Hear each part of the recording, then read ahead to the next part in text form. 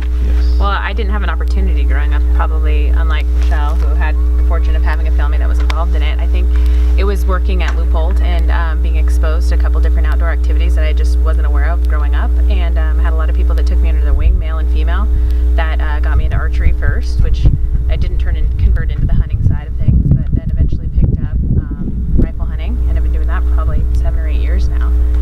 Along the way, I've met wonderful people like Michele Eichler here, who also, share a passion for it, and we do everything outdoors. I think we talked about that when we're sitting in the blinds together. Whether it be that it is hunting season and you have a tag, or if it's just that you're getting your kids involved, and then maybe you're just going out and doing predator management, or we're hiking or anything. I think we're just active people. I don't think we do well with downtime. No, there is no You guys probably are the same way, right? I had a friend the other day said, "Do you ever watch TV?" And I said, "Not recently." Yeah, I asked her too. I'm like, I can binge watch occasionally, but it's like few and far between.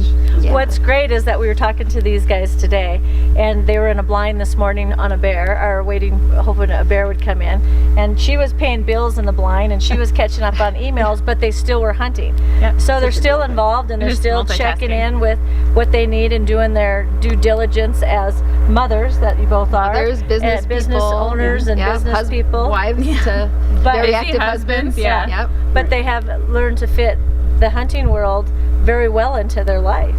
And so I think that's cool when you guys said that, because we do the same thing when we're in a blind. Yeah. We do. We multitask. Well, and I just met you guys for the first time today, and then get caught up on all of the activities you guys are doing, and it's exhausting to me too. And I'm just like, all right, but how cool. Think about all the stuff that we end up finding out we all have in common. Yeah. Yep. Right? We say birds of a feather flock together. The hunting world right now is 1% women, and here's 4 of us right here, so we're going to start increasing it, right? Right, and a lot of times I find women are a little intimidated by the sport, and they're really, one of the things I try to tell them is, look at us, right? Right. All different and come from different backgrounds and stuff, and I've been hunting since I was a little girl. My dad took me, and I try to tell women that are getting started, first of all, don't ever, ever, ever be afraid to go out there and make a mistake. Right. I do it all the time. Riza got her first archery antelope yesterday. First, thank you for ever anything with and made a heck of a shot. And she was like, well, I want to make sure I make a good shot, and I don't feel comfortable with a shot over this. And I'm telling her, as a veteran bow hunter, I'm just like you. Right. I didn't expect her to tell me that, by the way. I was thinking 60 yards is a chip shot for her. No, and I was like, I don't, that's with a the tough wind and shot. everything and the angles feel really, I don't think I could do that. No, I did 20 yards. I was gonna say I was patient. We put in some time. Yeah. And But that's patience is godliness. We've heard that So then we multitask when we bring our bills. Right. But just women need to know that, it's not about being perfect out there. It's not about having to harvest an animal. I told Riza, the past 3 days hanging out with her, even if she hadn't gotten an animal, we had some awesome time together, just sharing our hunting experiences and everything. So, don't be afraid to go out there and try it, because it's pretty awesome. Well, like she said, it's you got a great animal, but you just shared it with me walking over here. You said she's leaving tomorrow, and you already miss her, and she hasn't left. It's about the relationship. It's about the journey. Right. And I don't think any of us are trying to bust into the men's world like we want to be men in hunting. I don't think that's it at all. I get my nails done. I break a nail, man, I'm a little upset. But again, I'm like Michelle. I'm from a little girl. I grew up in Montana. It was a way of life. It was food for the family. We fished and hunted, and it was substance. Now we've gotten to get onto bigger animals and stuff like that, but it's just, we live in a society today that 60% are single families. And we talk to moms all the time, and dads, but they're nervous, they're scared. But there's, we all are walking, right? So we must have fell a lot when we were trying to learn to walk, but we still walk today, right? Yeah. So get up, and we're all going to make mistakes. I could give you a laundry list of mistakes I've made out in the hunt world, and a laundry list of ones I haven't, but that's part of learning. Yeah. And if you hunt, you will make mistakes. I've made probably every one that anybody's worried about making, and I've probably done it twice. And I might have done it 20 times. And when you hunt a long time, mistakes happen, right? Absolutely. But just do the right thing just when you do it. enjoy the outdoors. I have 3 boys. They're awesome, and nothing better than a mom going out hunting with her kids. So true. Let me tell you something. Talk about a bonding experience with your children. Amazing. Yeah, Lisa and my son had a medical reason he couldn't play football senior year, and we were all so bummed. So he had no points and we took him out, and he got his first. He's got the biggest bull in the family, Amen. by the way. Awesome. And so Lisa and it was so fun. He was right at that 17, years old, and letting him, becoming a man and shooting a big bull, and truly, especially with boys, I think it's the way to bond with them. It's a cool thing.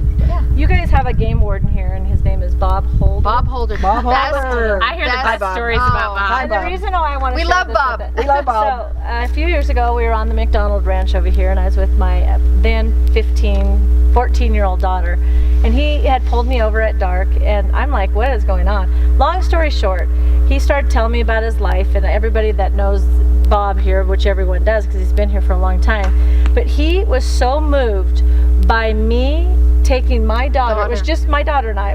My husband wasn't with me, and my other daughter wasn't. He said, I have been doing this 40 some years. He said, I can tell you, I've seen mom, dad, and child, but I have never seen mom and daughter. Just awesome. Mom and daughter. He was literally moved to tears. It was crazy. Yeah. Bob is awesome, and I can tell you, our boys grew up with Bob as their game warden here.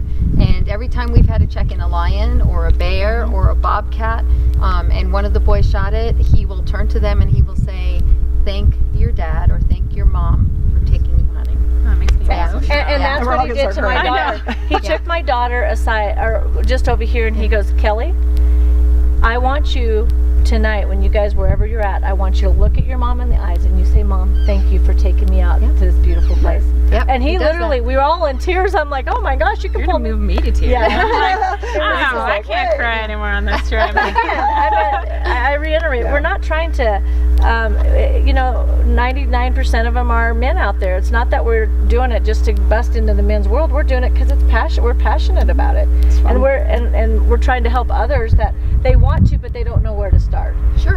And I've been there. So what would you say to that brand new hunter? What would you say to them?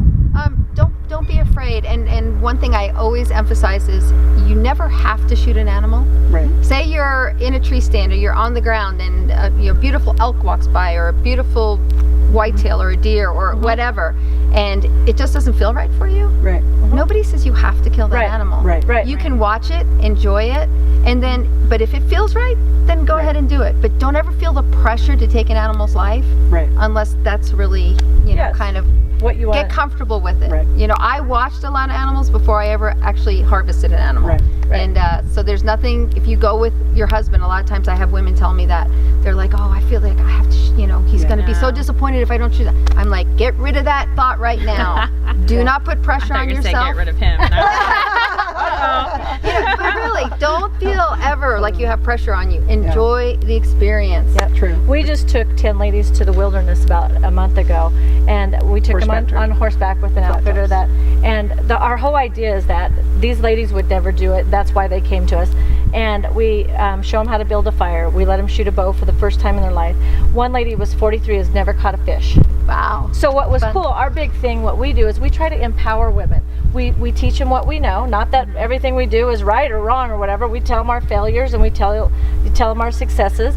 But the idea is by the end of day, 2 or 3, they were going down fishing by themselves, hiking. I look Gave out, them that they're all confidence. shooting the bow they didn't need. I mean, we just gave them the confidence, and they got Take the power. first step. Yes, Right. and that's what they said to us at the end, that they would have never done it, but now they're ready to go do it with their grandkids or whoever it was. We had a Awesome. 67-year-old lady with us, and we had a 43-year-old lady that I met in ranges, and so it didn't matter. It doesn't. And we even equip them with maps. Yeah. That's the one thing we hear a lot. I'm afraid I'm going to get lost, so I don't want to go too far So in. you have the map So we drop down. a pin, we turn tracking on, they can get back. So. Well, and I'll tell you, obviously I came from a hunting family, grew up hunting, little girl. My mom had never bow hunted. My dad passed away in 96, wow. but at 78 years old, my mom shot her first antelope with a bow. There you go. So Pick it up 78, that's the anytime. first time she shot Again, a it's bow. never too late, ever. so. No. I mean, you said you didn't do it as a little girl, but you do it now, and you've done it, the last 8 years or so. It's never too late. No. We had a lady in her 60s, we took her goose hunting, and she's sitting there all camo whited out. She goes, I never thought I would do this ever. Yeah. It was so fun. We talked and that particular day, it was snowing bad, and we didn't get the geese coming in. And the guy that was calling for us, he goes, you guys had fun anyway. And we had Absolutely. homemade banana bread and hot chocolate. Oh, He by goes, the way, you eat well when you hunt with us. Yeah, We have the best and healthy snacks. Oh, yeah. We had a great time. Yeah. I mean, even if we're sitting on a bucket and a blind, or I prefer the chairs that swivel, but if we have a bucket, that bucket's full of food. And Oh, it yeah. has, I have my jet boil in there. I'll make you hot chocolate when you're turkey hunting. It doesn't matter. We were doing So- a show with Trevon. He has the Outback Outdoor Show. And Uh-huh. he took his daughter out turkey hunting, and Yeah. she's trying to make her hot chocolate. She catches the jet boil goes up. It and then kinda my fell hair's off. like right there, and I'm like, ah. It fell off And and the of course- gas went up. It was And of course, awesome. we have a live gobbler coming in. I'm like, We had our Yeti cooler full of Oh, snacks. Full. Yeah. Yeah, And yeah, it was It was fun. not the same. Like when Fred wants to hunt with me and he's like, hey, let's go glass.